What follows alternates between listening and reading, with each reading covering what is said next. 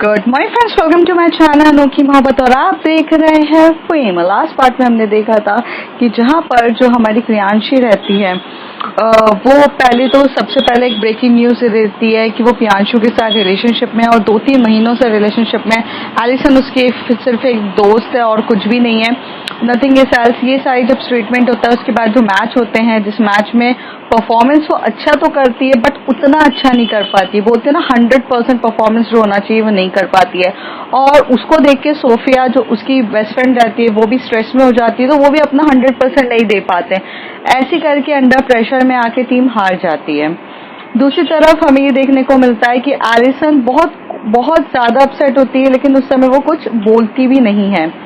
श्रेया जो रहती है हमारी वो अपना जो एक अच्छा सा मोमेंट्स बिताती है, क्योंकि वो अब एलिमिनेशन राउंड से एलिमिनेट नहीं हुई थी और वो पूरे टास्क करती है। और जिसमें जो जूनी रहती है उसकी बहुत केयर करती है और केयर करके उसकी मसाज वगैरह देख रही होती है। वहां देख के सबको भी जेलसी होती है कि यार ये किस टाइप का बंदी है। एक तरफ ये दोनों लड़ते झगड़ते और एक तरफ आज जब उसको हुआ है तो इतना हो रहा है, हमारे पैर में तो इतना दर्द है कि कोई देने के लिए नहीं है कि तो वो हमें मेडिसिन भी हमें बेक स्टार्डम से मंगाना पड़ेगा, तब जाके हम वो मेडिसिन खाएंगे तो ठीक होंगे। यहाँ पर जोया जो रहती है, जब उसे ये पता चलता है कि यार कि एक तरीके से वो मेंटली थोड़ा सा ब्रेक डाउन हो जाती है कि जब उसे पता चलता है कि क्रिस्टीना और जैज के बीच में रिलेशनशिप हो रहा है और अब क्रिस्टीना से उसे गिव अप कर दिया है, जबकि वो एक सेकंड चांस मांगने ही गई थी अपने प्यार के लिए। लेकिन सडनली से ये सब चीजें हो जाती है तो वो थोड़ा सा डिस्टर्ब रहती है। फिर उसकी तबीयत भी ठीक नहीं रहती है, हल्का सा उसको फीवर भी रहता है। फिर वो जब एरोप्लेन को उड़ाने जाती है, जब वो फ्लाइट्स को टेक ऑफ करती है, तब उसे पता चलता है कि वहां पर उसे क्रिस्टीना मिलती है। वो क्रिस्टीना से बात करती है तो क्रिस्टीना उसे बताती है कि यार मैंने कुछ भी हाँ नहीं किया है। लेकिन तब तक देरी हो जाती है और वो एकदम फ्लाइट के एक ऐसे छोर पे चले जाते हैं कि जहां पर वहां पर स्टॉर्म्स बहुत ज्यादा रहते हैं। अब उसके आगे जोया बहुत ज्यादा पैनिक हो चुकी थी और जोया उसे बोलती है कि मुझे समझ में नहीं आ रहा है कि मैं क्या करूं, इतना ज्यादा स्टॉर्म हो चुका है, मैं क्या करूं। तभी वो वहां से कांटेक्ट करती है जो अपने जो वहां पे सिग्नल्स के जो मेन हेडक्वार्टर्स होता है उन्हें वो हेल्पिंग के लिए बोलती है। तो तभी वहां के बोलते हैं कि मैम फर्स्ट ऑफ ऑल आप ऐसे रूट पे जा कैसे गई। तो कहती है मुझे पता नहीं चला, जब सडनली से स्टॉर्म एकदम से आया और हो गया है। अब जो हो गया है सर उस पर तो हम कुछ डिस्कस नहीं कर सकते, प्लीज टेल मी कि मैं स्टॉर्म से कैसे निकलूं। तो उसे कहते हैं कि आपको थोड़ा सा फ्लाइट को ऊपर से टेक ऑफ करना पड़ेगा, फिर आपको कट मारते हुए वो स्टॉर्म्स को लेना पड़ेगा। बट जो कट मारने की मैं बात कर रहा हूँ कि मतलब जो एरोप्लेन को पूरा टेढ़ा करते हुए जो कट मारना होता है, ये सब जो फाइटर पायलट्स होते हैं उन्हें इन स्टॉर्म से निकलना बहुत अच्छे से आता है। और आप तो एक सिंपल सी पायलट हो, आपको ये पूरा का पूरा ऐसे स्ट्रेट करते हुए लाकर पूरे पैसेंजर्स को स्टॉर्म से बचाते हुए यहाँ से जाके एक सिंपल एक सेफ लैंडिंग करना बहुत मुश्किल है आपके लिए। तो वो कहती है कि यहाँ पर अगर मैंने अभी ये सब चीजें नहीं करा तो बहुत मुश्किल हो जाएगा, सब चीज हो जाएगा। तो कहती है कि बट आपको स्टॉर्म से निकलने के लिए बहुत मुश्किल है और आप रास्ता भटक चुकी हैं। पहली बात कि अगर आप शायद से आप रास्ता भटक गई है, आपको वहां से आने के लिए उस स्टॉर्म्स को पार करना पड़ेगा, फिर रिवर्स लेके हुए आपको उस रूट पे आना पड़ेगा जिस रूट से होते हुए आपको मुंबई पहुंचना है। बट जो आप रूट अभी लिया हुआ है वो रूट आपको मुंबई नहीं पता नहीं कहाँ पहुंचाएगा, वो रूट सही नहीं है और स्टॉर्म्स है। मैं आपको जीपीआरएस सिग्नल्स के थ्रू ट्रैक तो कर पा रहा हूँ बट इट्स वेरी डिफिकल्ट कि हम कुछ कर सके। तो आप ही को वहां से अपनी हिम्मत दिखानी पड़ेगी और कुछ करना पड़ेगा, बिकॉज अब बॉल्स इन योर कोर्ट, अब आप कुछ भी हम नहीं कर सकते हैं यहाँ से होता। अब जोया पे इतना ज्यादा प्रेशर आ जाता है कि उसको समझ में नहीं आता है कि वो एक तरफ अपने पर्सनल इमोशंस और पर्सनल गार्बेज को लेकर इतनी ज्यादा बिजी हो गई कि उसने ये भी नहीं देखा कि इस फ्लाइट में 2000 लोग उस फ्लाइट में उसके भरोसे बैठे हुए हैं और वो 2000 फ्लाइट में जितने भी लोग हैं वो उसकी रिस्पॉन्सिबिलिटीज है। वो ऐसे कैसे कर सकती है, इतनी ऐसे हरकतें उसको करना नहीं चाहिए। 2000 ज्यादा हो गए तो मैं थोड़ा सा 1000 बोल सकती हूँ। 1000 रहते हैं, वो इतने ज्यादा 1000 पैसेंजर्स की जान को किस तरीके से मींस डेंजर में डाल सकती है। अब उसके ऊपर इतनी ज्यादा रिस्पॉन्सिबिलिटीज हो जाती है कि वो क्या करे। तभी वहां से जो हमारी कैबिन क्रू रहती है, जब ऐसे माहौल होता है तो सबसे ज्यादा अगर कोई पैनिक होता है तो पैनिक वहां की जितने भी पैसेंजर्स होते हैं वो सबसे ज्यादा पैनिक होने लगते हैं। और उस पैसेंजर्स में पूरे के पूरे फॉरेनर्स भी थे, इंडियंस भी थे, पाकिस्तानी भी थे, बांग्लादेशी भी थे और बहुत सारी कंट्री से अलग अलग जगह से आए थे, नेपालियन भी थे। तो यहाँ पर वो सब लोग बहुत माहौल एकदम टेंस होने लगता है। एकदम से जब बाहर से आवाजें आती खड़खड़ाने की, मतलब जब बिजली की आवाजें आती है, स्टॉर्म्स की जब हो रही रहती है, उससे टकराया होता है, एकदम एरोप्लेन एकदम हिल रहा रहता है, हवा आवाजें इतनी सुन सुन सी तेज तेज घूम रही रहती है और उस बीच में इतनी ज्यादा डर रही रहती है पूरी की पूरी पैसेंजर्स। तो उस पैसेंजर्स की उस पैनिक सिचुएशन को हैंडल करना बहुत मुश्किल होता है। तभी वहां पर वो अपने पूरे कैबिन क्रू को बुलाती है और उनको बोलती है क्रिस्टीना कि ये सबको आप हैंडल्स करो। बट कैबिन क्रू में भी इतने लोग एक पैनिक होने लग जाते हैं और वहां पर एक पैसेंजर रहता है, वो तो इतना ज्यादा पैनिक हो जाता है, वो यंगस्टर रहता है, कुछ अराउंड 20 ईयर्स का होगा वो, मतलब 18-20s के अराउंड होगा। वो बहुत ज्यादा रहता है, वो वहां पे खड़ा हो जाता है, चिल्लाने लगता है कि ये क्या है, आप लोगों को प्लेन चलाना नहीं आता तो आप ढंग से क्यों नहीं चलाते। और वो एक मतलब वो एक ऑस्ट्रेलियन प्लस इंडियन का मिक्स रहता है, मैं ऐसे बोल दूं तो। मतलब उसकी जो फादर रहते हैं वो इंडियन रहते हैं, उसकी मॉम ऑस्ट्रेलियन रहती है, तो वो उस तरीके का मिक्सअप रहता है। तो वो भड़ा खड़े हो जाता है और जोर जोर से चिल्लाने लगता है कि यार ये कैसे हो सकता है, वो कैसे हो जाता है। तभी क्रिस्टीना वहां पर आती है और क्रिस्टीना से बोलती है, sir I can understand the situation is very very terrible, but you have to understand that we are trying to control the situation. Can you just sit on your seat? That if you are standing in a front of this aeroplanes and you just shouting, it can't be handle our situation. All it will become a very worst. So please try to understand and sit. तभी वो सुनता है कि वहां पर Christina उसे बोल रही है कि तुम हमें भी पता है कि टेरिबल सिचुएशन हो चुकी है, बहुत कुछ चीजें हाथ से बिगड़ चुकी है, पर वहां पे खड़े होके आप एरोप्लेन के बीचों बीच खड़े होके वहां पर खड़े होके ऐसे जमदम से चिल्ला रहे हो तो उससे कुछ हो तो जाएगा नहीं, जबकि आपके ऐसे चिल्लाने से सिर्फ सिचुएशन वर्स्ट हो सकती है। और मैं नहीं चाहती कि आप कोई सिचुएशन को वर्स्ट करो, इसलिए चुपचाप अपनी सीट पे बैठ जाओ, हम कोशिश कर रहे हैं। बट वो तो बड़ा बदतमीज बंदा था, वो खड़ा हो जाके और उसको बोलता है तू तो चुप ही रह, तेरी तो छोड़, तेरी कैप्टन से मुझे मिलने की बात करनी है, तेरे कैप्टन को बताता हो अगर गाड़ी चलानी नहीं आती है, जब एरोप्लेन नहीं आती तो बताता हो ना, साला कौन है ये जो ट्रेन चला रहा है। वो इतनी बदतमीजी करता है और बदतमीजी करते हुए क्रिस्टीना को एकदम धक्का देके ना वो पायलट का जो एरिया रहता है वहां पहुंच जाते हैं। But as usual cabin crew में कुछ अगर एयर होस्टेस रहती है तो वहां का एक मेल डिपार्टमेंट भी रहता है, तो वहां से जो क्रिस्टीना होती है वो मेल डिपार्टमेंट को वार्न करती है। तो हमेशा से टीम में अगर आपका पैसेंजर्स बहुत ज्यादा हैवी रहते हैं तो 2 मेल्स रहते हैं, बाकी सब फीमेल्स रहती हैं, वरना एक मेल तो आपका रहता ही है।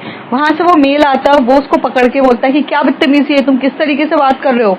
तो वो उसे पकड़ता है, वो इंडियन रहता है, तो वो उसे पकड़ के ऐसे पीछे करता है, लेकिन वो सुनता नहीं, धक्का मारता है और जो पायलट का गेट होता है वो उसे ओपन कर देता है। और जैसे वो पायलट का गेट ओपन करता है वो चिल्लाता है, अबे ये तो लड़की है यार, एक लड़की को वैसे ही गाड़ी चलानी नहीं आती, ऊपर से ये एरोप्लेन चला रही है और वो भी गांजे फूंक के चला रही है, क्या ढंग से नहीं आता तो ढंग से चलाना, मुझ जैसे हम जैसे लोगों की जान को क्यों खतरा करी, पापा की परी बन के क्यों बैठी है। और वो इतने बदतमीजी से चिल्लाने लगता है। अब जोया ऐस सिचुएशन में जोया को आज तक ऊंची आवाज में तो उसके अब्बू ने भी उससे बात नहीं करी थी और ये बंदा उसके कान में जा जाके जोर जोर से चिल्ला रहा था। वहां पर दूसरी इंडियन जो रहती है वो भी ज्यादा पैनिक हो चुकी रहती है क्योंकि वो लोग वर्स्ट सिचुएशन में फंस चुके रहते हैं। और अब जब आप ऐसी सिचुएशन में फंसे हो आपको मोटिवेशन चाहिए, ना कि आपको डीमोटिवेशन चाहिए। और वो बंदा वहां से चिल्ला रहा था। अब ऐसा हो रहा था कि एरोप्लेन जो था वो ऐसे जू हिल रहा था, जिसकी वजह से जो भी जा रहा था वो गिर रहा था। मतलब इसलिए उन्होंने बोला था कि सीट बेल्ट बांध के बैठो वरना गिर जाओगे। तो वो वहां खड़े होकर चिल्ला रहा था। तभी क्रिस्टीना जो उठती है, क्रिस्टीना उसका कॉलर पकड़ती है पीछे से और जम के उसको खींचती है और वहां पे करके पहले गेट लॉक करती है और गेट लॉक करते टाइम बोलती है, Zoya focus on that, please focus on that, don't distract your focus. ऐसे करके वो गेट लॉक कर देती है। इसको लेती है फिर वो उसको लेती है, तब वो उसके साथ थोड़ा सा मिसबिहेव करने लगता है, हाथापाई टाइप का करने लगता है, वो थोड़ा सा पैनिक होने लगता है। वो कहता है कि नहीं, मुझे जिंदा रहना, मुझे जिंदा रहना, मुझे नहीं मरना, मैं अपनी दादी से मिलने जा रहा हूँ इतने टाइम के बाद, और तुमने ऐसी सिचुएशन कर दी है। इन लड़कियों को कौन दे देता है, जम जम के वो लड़कियों की इंसल्ट करे जा रहा था, बार बार बोल के कि लड़कियों के बस का कुछ नहीं होता है, सिर्फ बेलन और क्या बोलते चकोटी और बेलन दो इनको, इस तरीके से वो बहुत कुछ बोल रहता है। वहां पर first time it is against of rule. If you are the cabin crew, you don't have a right to do the abusive words to your passenger or violence to your passenger. But उस समय situation इतनी खराब होती है कि वहां की cabin crew की हेड जो खुद क्रिस्टीना होती है, वो अपना हाथ उसके गाल पे जम के थप्पड़ मारती है और उसको गिरा देती है जम के, और उतनी देर में वो एकदम से तिल मिलाने लगता है और कहता है तेरी तो। तब वो एकदम से हाथ लेती है और वहां पर ना उनके पास टेप रहता है, तो वो टेप को ओपन करके उसके हाथ बांध देती है और उसके मुंह पे टेप लगाती है और उसके जम के सर पे तो एक थप्पड़ मारती है और उसे बोलती है, listen, this is not my cup of tea to do the violence, but you are a terrible person who don't understanding the situation of this scenario, but you are forcing us to do this, okay? तो फिर वो अपने जो वहाँ का बंदा रहता है उसे बोलती है कि इसको ले जाकर वो जो पीछे वाला डिपार्टमेंट है उसको सीट पे भी नहीं बिठाना, वो पीछे वाला जो डिपार्टमेंट है जहाँ पे हम अपना जो फूड वगैरह मटेरियल रखते हैं उस मटेरियल पे इसको वहां बिठाओ और ये टेप लो, उसको बांधो, और जब हम फ्लाइट लैंड ऑफ हो जाएगी तब इसको निकालेंगे। इससे पहले हम कुछ नहीं कर सकते। सिचुएशन बहुत ज्यादा टेरेबल हो रही थी। अब वो बहुत कोशिश कर रही थी कि जोया उस समय समझ सके, उस टेरेबल सिचुएशन से निकल सके, तो तब वो बहुत ज्यादा पैनिक होने लग जाती है।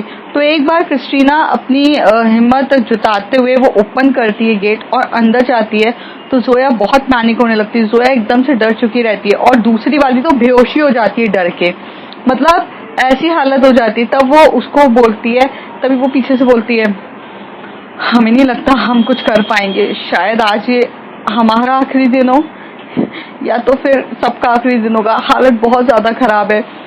तो वो उसे बोलती है, सोया, तुम्हें फाइटर पायलट बनना था, तुम्हें याद है? तुमने फाइटर पायलट का एग्जाम तक दिया था, बस तुम उस दिन डर गई थी अपने फाइटर पायलट को टेढ़ा करने में, इसलिए तुम वहां पर आउट हो गई। अगर तुम्हें काबिलियत नहीं होती तो आज तुम पायलट नहीं, तुम फाइटर पायलट होती। You are serving your own company, you are serving your own country's army that time. So please try to understand and focus that. All the trainings which you understand in this are fighter pilot time, all the trainings which is given in a fighter pilot time, you have to recall all this and just have help in this situation. Please have faith on yourself. This is a do or die situation. We are already going to be die. But it's time to do something. Please focus, recall all the things and just be yourself. जब ये बात जोया सुनती है कि एक time था जब आप पे फाइटर पायलट बनना था, और जोया ने फाइटर पायलट बनने के लिए एक बार क्रिस्टीना को इस बारे में बताया था जब वो कश्मीर में थे, जब वो अपने एक दूसरे से अपनी पूरी बातें शेयर कर रहे थे, तो उसने बताया था कि उसे आर्मी को सर्व करना था, फाइटर पायलट बनना था। लेकिन एक दिन वो बहुत ज़्यादा जम के डर गई थी जब उसका प्रैक्टिकली होना था, और उसे फाइटर पायलट को उसको फ्लिप करने को बोला था, मतलब एकदम बोलते हैं ना 90 डिग्रीज पे स्ट्रेट खड़ा करना, वो उससे बना नहीं था और उस वजह से वो आउट हो चुकी थी। तो यहाँ पर हमारी जो प्यारी से क्रिस्टीना रहती है वो उसे याद दिलाती है कि तुमने बहुत सारी चीज़ें ऐसे ट्रेनिंग के टाइम में सीखी थी और उसी चीज़ों को रिकॉल करो और यहाँ पर सिचुएशन को बचाओ, क्योंकि हम मरने तो वाले डेफिनेटली हैं, क्योंकि हमें सिचुएशन से पता चल रहा है डू और डाई की सिचुएशन में ही है, मरने तो वाले ही हैं। तो अब कुछ करके मरे तो ज़्यादा बेटर है, बिना प्रयास करे मरने से तो कोई वैल्यू नहीं होती। जोया जब ये सारी बात करती है तो वो थोड़ी देर पहले आंख बंद करती है, अपने अल्लाह को याद करती है और अपने अम्मी अब्बू को याद करती है, और जब वो ये सब कुछ याद करती है उसके बाद वो एकदम स्पीड से करती है, और जो स्टॉर्म होता है तो तभी वो वहां पर एक सिग्नल देती है कैबिन क्रू मेंबर्स को, तो वहां पर वो उसको फोन करती है। तभी जोया कहते हैं कैबिन क्रू में जितने भी लोग हैं उन सबको बोलो कि वो सीट बेल्ट पूरे तरीके से बांध ले, कोई भी नहीं, और तुम लोग भी जाकर सब जगह एक कोने में जाकर बैठ जाओ। अब मैं फ्लिप करने वाली हूँ, जब मैं इसको 90 डिग्रीज के एंगल्स में डालकर यहाँ से बाहर निकालूंगी तभी कुछ पॉसिबल होगा, so please understand this situation. तो वो कहती है ठीक है। तो वहां पर जो हमारी कैबिन क्रू रहती है वो तो जो क्रिस्टीना रहती है वहां पे सबको जाके फ्लाइट में बताती है कि आप सब लोग अभी कुछ आधे घंटे के लिए, 1 घंटे के लिए वहां पर आपको बिल्कुल स्टैच्यू की तरह बैठना है कि कोई भी नहीं उठ सकता, इवन हम भी नहीं उठ सकते हैं। और ये जो एरोप्लेन है, जो फ्लाइट है, ये 90 डिग्री के नाम पे एकदम स्ट्रेट खड़ा होगा, तो आप अपने आप की हर एक सीट्स को पकड़ लो, बहुत टाइटली पकड़ो ताकि आप गिरो नहीं। और ये चीज ध्यान रखना। और इवन गेट्स के जो लॉक्स होते हैं ना, जैसे कि जो इमरजेंसी गेट्स होते हैं, वो लोग को तो वो जानबूझ के बोलते हैं कि इमरजेंसी गेट्स वालों को है, वहां से वो उठाकर, पीछे जगह रहती है फ्लाइट्स में तो वो वहां से उठा के पीछे रखते कि by chance emergency gate open हो गए तो वो लोग तो मर जाएंगे ना, तो इसलिए वो वहां से उठा के बिठाती है। अब जोया के ऊपर बहुत ज्यादा प्रेशर रहता है। अब जोया को चीजें समझ में नहीं आ रही रहती है कि वो क्या करे, कैसे करे, पर जोया एक बहुत अच्छी वो रहती है, क्या बोलते हैं, मतलब एक अच्छी इंसान भी कह सकते हैं। और अच्छी इंसान से ज्यादा उसके लिए ये महत्वपूर्ण होता है कि वो अपनी चीजों को बहुत ज्यादा ध्यान रखे और अपने फोकसली करे। तो इसलिए वो फाइटर पायलट बन के एकदम टेढ़ा होती है और 90 डिग्रीज पे वो टेढ़ा होके वो वहां से अपना प्लेन निकालती है, फिर वो सीधा करती है। लेकिन इस ड्यूरेशन में करते करते बहुत सी चीजें खराब हो चुकी रहती है। पर एट फॉर्म की जहां वो इस सिचुएशन में, वर्स्ट सिचुएशन में आ चुके थे कि जहां से अगर वो जाते तो बचना मुश्किल था, अभी भी खतरा टला तो नहीं था और खतरा अभी भी अपने हाई पीक पे था। फिर वहां पर जाके वो सिचुएशन से निकलते पायलट का कॉल आता है कि अभी सिचुएशन ठीक है, हम ऑलमोस्ट मुंबई पहुंचने ही वाले हैं। तो वहां पे पूरे पैसेंजर्स एकदम क्लैप करते हैं और सब भगवान का नाम लेते हैं, अल्लाह का नाम लेते हैं, जीसस क्राइस्ट का नाम लेते हैं, जो गॉड्स को वो लोग मानते हैं उस गॉड को वो लोग नाम लेके बहुत ज्यादा क्लैपिंग करने लगते हैं। लेकिन जब वो लैंड की स्लाइडिंग करती है तभी वो वहां से देखती है कि जब आपको पता होगा कि जब लैंडिंग होती है तो चक्के होते हैं जो एरोप्लेन के बाहर निकलते हैं, एक आगे निकलता है, एक छोटा रहता है, पीछे के 2 चक्के निकलते हैं, मतलब 3 निकलते हैं। तो यहाँ पर प्रॉब्लम क्या हो जाती है कि आगे का चक्का बाहर निकल ही नहीं रहा रहता। अब इतनी ज्यादा हालत खराब हो जाती है कि मीन्स ऑलमोस्ट टेरेबल सिचुएशन आ जाती है कि अब ये लैंड स्लाइडिंग क्या करे, जान पे तो बन आएगी। तभी बहुत कोशिश करती है, वहां के सब लोगों से बताती है कि डिफेक्टेड प्लेन दे दिया है क्या, कि कभी ये हो जाता है कभी हो जाता है। प्लेन एक्चुअली में थोड़ा सा डिफेक्टेड रहता है ये उस समय। अब प्रॉब्लम क्या हो जाती है कि वो अटक जाता है उसका क्लच, और ये तो एक टेक्निकली प्रॉब्लम होती है, कभी भी हो सकती है। तो वो टेक्निकली प्रॉब्लम्स आ जाती है जिसकी वजह से वो आगे निकल नहीं रहा रहता, बहुत प्रॉब्लम होने लग जाती है और बहुत हालत खराब हो जाती है। लेकिन जब वो लैंडिंग कर रही रहती है तब वो थोड़ा सा उसको झटके से एकदम ओपन करती है और वो उसको ना, मतलब एकदम जो प्लग होता है उसको बहुत जम के हाथ से मारती है इंडियन वे में कि यार कुछ तो हो, अभी मरने जैसी सिचुएशन हो चुकी है, कुछ तो हो। और वो जम के मारती है तो थोड़ा सा सिग्नल सही होता है और सामने आता है, और जिसकी वजह से वो पूरा लैंड तो कर लेती है, पर इतनी जम के लैंडिंग होती है कि जिसकी वजह से जो हमारी जोया रहती है वही जख्मी सबसे पहले होती है, क्योंकि कांच टूट जाता है आगे का, जो कांच रहता है वो उसके बॉडी पे लगता है, उसके सर पे चोट लग जाती है। और वहां पे 2 पायलट रहते हैं, तो एक पायलट तो अपने आप को बचा लेती है, लेकिन दूसरी वाली वो अपने आप को एकदम नीचे झुक जाती है और वो पूरी पायलट बच जाती है। आगे पूरे पैसेंजर्स की जान लगभग तो बच जाती है, लेकिन वो बहुत टेरिफाइड एक्सपीरियंस रहता है पूरे पैसेंजर्स के लिए। और साथ ही साथ जब ब्रेक लगता है, सब होता है, तो सबसे पहले क्रिस्टीना उठकर वहां जाती है तो देखते है तो जोया जख्मी हो चुकी रहती है, और जोया के पास वो जाती है तो जोया को बेहोश हो चुकी रहती है, जख्मी हो चुकी रहती है, उसको बहुत ज्यादा चोट लग जाती है और उसके सर पे बहुत भयंकर चोट लगती है। कहते हैं ना कि किसी ने 100 लोगों की तो जान, मतलब उसने 1000 लोगों की तो जान बचा ली थी, बट उसने अपनी जान दांव पे लगा दी थी। इस सिचुएशन में हालत इतनी ज्यादा खराब हो जाती है कि कुछ समझ में नहीं आता। दूसरी तरफ हमें ये देखने को मिलता है कि जो हमारी श्रेया रहती है वो अब काफी ज्यादा बेटर फील करने लगती है, उसके लैग्स वगैरह पे बहुत अच्छे से मसाज किया जाता है जूनी से, और जूनी उसकी तरफ बहुत प्यार से देख रही थी। अब जब श्रेया थोड़ा सा बेटर फील करती है तो वो गार्डन एरिया में जाती है और वहां पर बैठी रहती है, वहां पर सब एक्सरसाइज थोड़ी बहुत ऐसे मस्ती मजाक कर रहे रहते हैं, वो देख रही रहती है।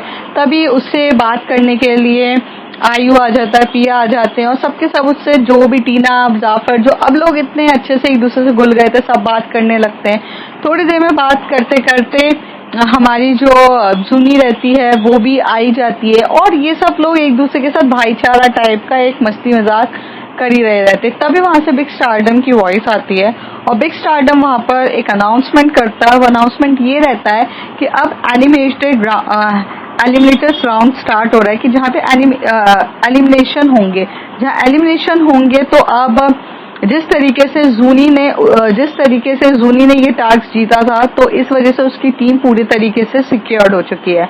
और यहाँ पे दूसरी टीम हमारी श्रेया की टीम थी, तो श्रेया ने लास्ट तक उस चीज को निभाया, तो इसलिए वो पूरे तरीके से एलिमिनेटर राउंड से मतलब उसको हम कंसिडर नहीं करेंगे। लेकिन आपके जो बाकी के 5 लोग हैं वो लोग पूरे तरीके से अब खतरे की जोन में हैं, और कल उनमें से कोई 3 है जो यहाँ से निकल जाएगा। तो वोटिंग लाइंस आपकी हो चुकी है, आप अपने जाकर अपने जितने भी लोग हैं, जितने भी अपनी जनता है, उन सब से जाकर आप बात कर सकते हैं और वोटिंग्स के लिए अपील कर सकते हैं। तो वहाँ सभी होते हैं, इसी तरीके से सब चीज होती है। तो अब यहाँ पर जो प्रिया रहती है वो भी एलिमिनेटर्स के राउंड पे आ चुकी रहती है, आयु भी आ चुका रहता है, तो सब चीज होती है। तो जो हमारी श्रेया रहती है वो प्रिया को कंसोल कर रही रहती है, उसे बोलती है डोंट वरी, तुम नहीं निकलोगी, इतनी ज्यादा टेंशन लेने की क्या जरूरत है, तुमने अपना बेस्ट परफॉर्मेंस किया है, डोंट वरी, तुम कैपेबल हो इस पूरे चीज को जीतने के लिए। तभी वो उसे कहती है तुम्हारे सामने टिकना बहुत मुश्किल है, तुम सबकी बचा देती हो, पर हाँ अगर तुम नहीं आती तब तो आराम से मैं जीत सकती थी। ये बात तो सच है, श्रेया कहती है। पर श्रेया से कहती है खेल का मजा तभी आता है जब सामने वाला पर्सन सच्ची में दमदार हो, बच्चों के साथ खेल के क्या मजा आता है। प्रिया हंसती और हंसते बोलती है तुम काफी टैलेंटेड हो श्रेया, तुम बहुत अच्छे से चीजों को जान सकती हो। प्रिया की ये बात सुन के श्रेया उसे बोलती है मैं यहाँ पे जूनी के लिए आई हूँ, क्योंकि तुम लोगों ने जूनी के साथ जो हरकत कर रहे थे, क्या तुम लोगों ने तो जूनी को हर चीज में बकरा बना के रखा था, कुछ भी चीज हो जूनी को आगे कर दो, कुछ भी चीज हो जूनी को आगे कर दो। जूनी की ही वजह से तुम्हारी टीआरपी तो चल रही थी, तुम लोगों से भी हाईलाइटेड सिर्फ जूनी की वजह से हो रहे थे, जूनी को टास्क देते टाइम तुम्हें लग रहा था, और तुम इतना जानते थे कि जूनी को हर चीज में जब इतनी टीआरपी मिल रही है तो जाहिर सी बात है कि वो अभी बाहर निकलेगी नहीं, लेकिन उसके कंधे पे बंदूक रख के चलाना तुम लोगों को आ रहा था और उसके सहारे तुम सब आगे हो रहे थे। अब तुमसे तुम्हारा वो कंधा ही छीन लिया है मैंने। जूनी अब सिर्फ और सिर्फ श्रेया की सुनती है, ये बात से तुम लोग को काफी लॉस हुआ।